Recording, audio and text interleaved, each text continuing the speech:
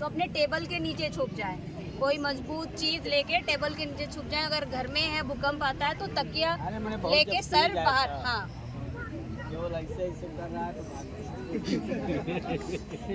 Green house क्या होता है भाई? ग्रीन हाउस मैम, ये इसको थोड़ा सा करेंगे ना, कई बच्चे सुनेंगे। अच्छा तो एक बात भी कर लेते हैं। जब भी भूकंप आए सभी बच्चे ध्यान दें, जब भी भूकंप आए और बाहर निकलने का मौका ना मिले, हेलो, हाँ, काम मौका ना मिले, आप सब अपने टेबल के नीचे अपने सर को छुपा लें। किसी मजबूत टेबल हो गया, आपका बेंच है उसके नीचे। ये सबसे पहला उपाय होता है कि आपको भागने का मौका ना मिले। अगर आप घर में हैं, घर में भी भागने का मौका नहीं मिलता है, कोई मजबूत चीज के नीचे अपना सर छुपा दें या फिर तकिए से अपना सर छुपा दें। कम से कम आपको चोट लगेगी, इस हालत में लगेगी कि आप कोमा में चले गए या तुरंत कुछ भी देखने नहीं लगता है। ये सबसे सर बचाना बहुत जरूरी होता है। वही आपका दिमाग है, वही आपको क्लियर गाइडेंस देता है क्या करना है। ठीक है?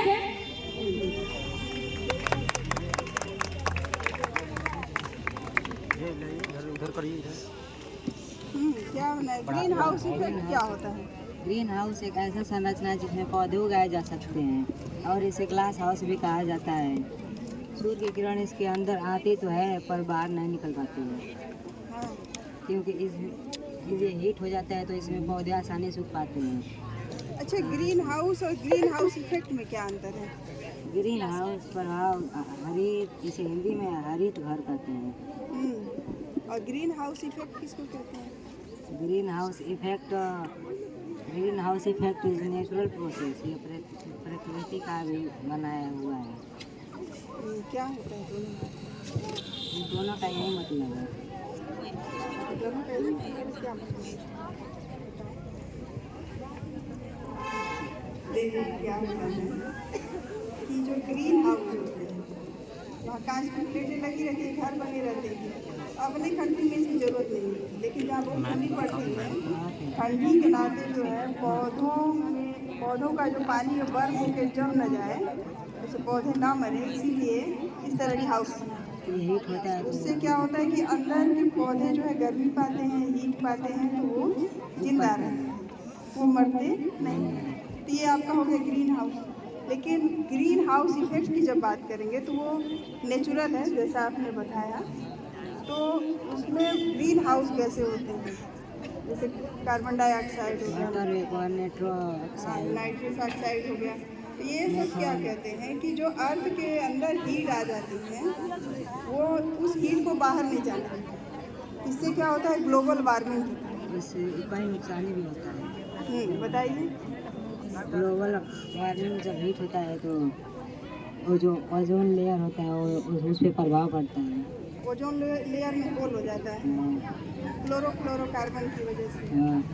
इसीलिए CFC का प्रयोग बैन कर दिया गया है।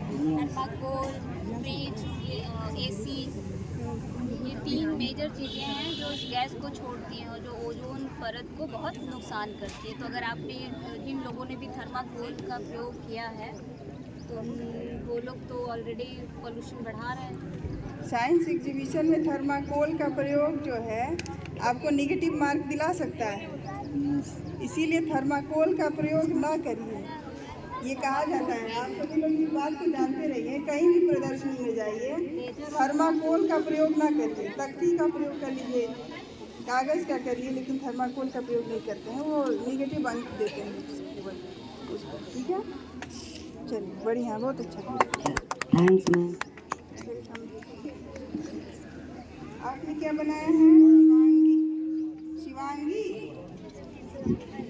शिवांगी क्या बनाएगी? Save earth model. कैसे अर्थ को सेव करोगे? बताओ। कैसे अर्थ को सेव करेंगे? हमें पहले ज़्यादा से ज़्यादा पेड़ लगाना चाहिए। ठीक है। और हम लोगों को एनिमल को हमेशा सेफ रखना चाहिए। ठीक है, आगे बढ़ो, आगे बढ़ो।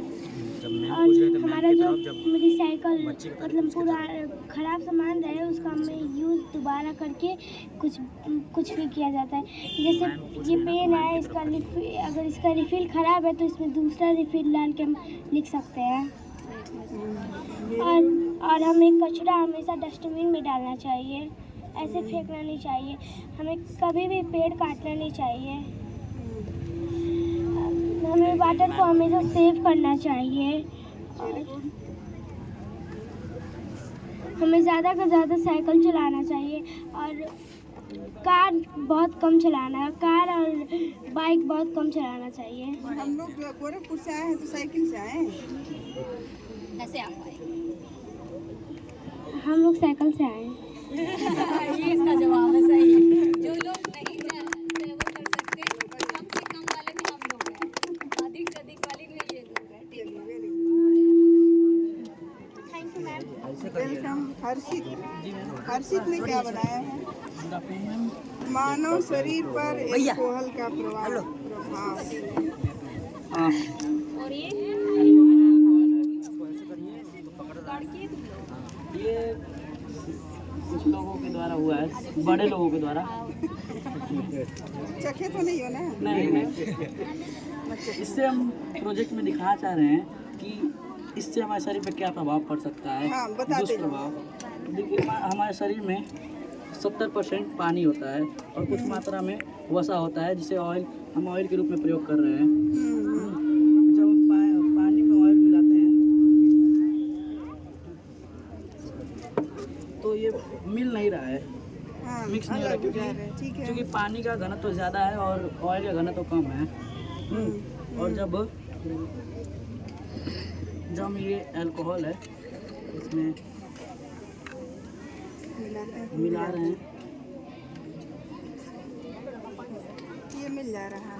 हाँ ये मिल जा रहा है। देखिए इसका कलर भी चेंज हो गया, हाँ, ठीक इसका है। कलर चेंज हो गया। आराम से बताओ, परेशान ना हो। ये कर रहा हूँ। हाँ। तो हम जानते हैं हमारे शरीर में ब्लड सर्कुलेशन भी पानी की वजह से होता है। हाँ, और अधिक से अधिक क्रिया हमारे पानी की वजह से होता है। जब पानी में अल्कोहल हम पीते हैं तो अल्कोहल पानी में मिल जाता है, जिसके कारण हमारे शरीर में बहुत सारी अपचय क्रिया दिमाग से होती हैं। न्यूरॉन, जब हम शराब पीते हैं न्यूरॉन्स जो है उसे प्रभावित होता है, जो एक हार्मोन छोड़ता है जिसको हैप्पी हार्मोन से नाम से जानते हैं हम लोग। जिसके कारण हमारा शरीर झूमने लगता है और शराब पीने के कारण हमें कई बीमारियां होती है, जैसे किडनी फेल हो जाता है, या तो किडनी में कैंसर हो जाता है, लिवर कैंसर, ब्लड कैंसर आदि ऐसे। ये सब शराब से नहीं होता, किडनी फेल होता है। किडनी कैंसर अलग चीज। कैंसर लिवर कैंसर होता है, पहले लिवर पैथी होगा, उसके बाद फिर वो थर्ड स्टेज उसका लिवर कैंसर, लिवर ही खराब है। और बहुत सारी बीमारी होती है। हम इस प्रोजेक्ट से दिखाना चाहते हैं कि लोग शराब की हानियाँ जाने। किसको बताओ? जो शराब पी रहे हैं उनको, जो नहीं पी रहे उनको नहीं बताओ। उनको तो ऑलरेडी पता है कि हमें क्यों नहीं पी रहे हैं, उनको पता है हानि, इसलिए हम नहीं पी रहे हैं। बहुत सारे लोगों को मिलता नहीं है, इसलिए भी उनको नहीं पीते हैं, लेकिन जो मौका मिलेगा वो जरूर पिएगा, खूब पिएगा। बताओ। एक और देखो, इसमें कई चीज़ें हैं। शराब जो है एल्कोहल इसको कहते हैं, क्योंकि तुम हाई स्कूल में हो, इसका IUPAC नाम बता दो। अल्कोहल का, हाँ, अल्कोहल में एथिल अल्कोहल होता है, एथिल अल्कोहल, जिसका IUPAC नाम एथेनॉल होता है। एथेनॉल होता है। मेथिल अल्कोहल का क्या है? मेथिल अल्कोहल का हाँ, मेथनॉल। मेथिल अल्कोहल पिया जा सकता है? नहीं, वो जहरीला हो सकता है, पॉइजन होता है। मेथिल अल्कोहल जो है आपका पॉइजनस होता है।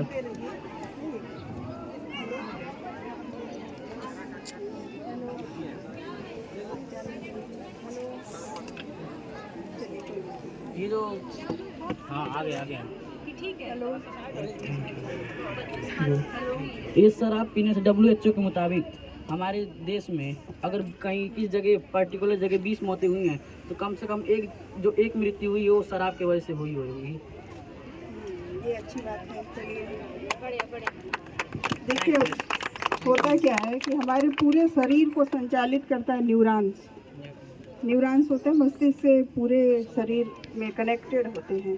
तो जब आप अल्कोहल पीते हैं तो न्यूरॉन्स आपके ढीले हो जाते हैं, तो आप कदम कहीं और रखना चाहते हैं, जाता कहीं और है, बोलना कुछ और चाहते हैं, निकलता कुछ और है, जीभ लड़खड़ाती है। तो ये सोचिए कि जब अल्कोहल आप पिएंगे तो आपके शरीर से आपका कंट्रोल ख़त्म हो जाएगा। तो जब आप कंट्रोल ख़त्म हो जाएगा तो आप कैसे लगेंगे? मान लीजिए आप किसी से खाना मांग रहे हैं और वो सुन रहा है दाना,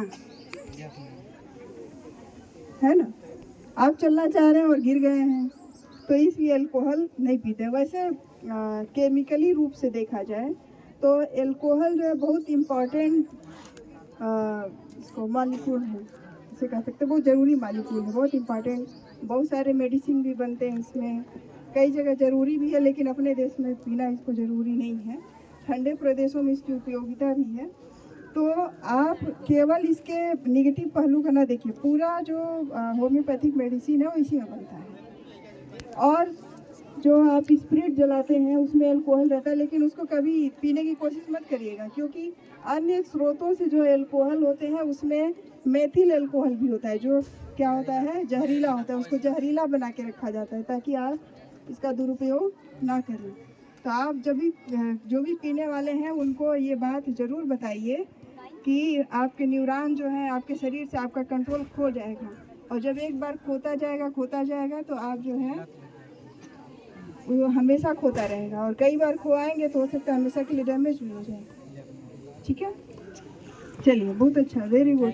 और एक्सप्लेन करने का तरीका है यूनिक है। Flood resistant house.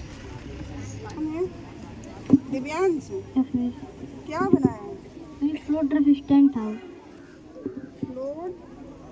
Floating house. Flood resistant, इससे क्या मतलब, इसका क्या मतलब बताओ।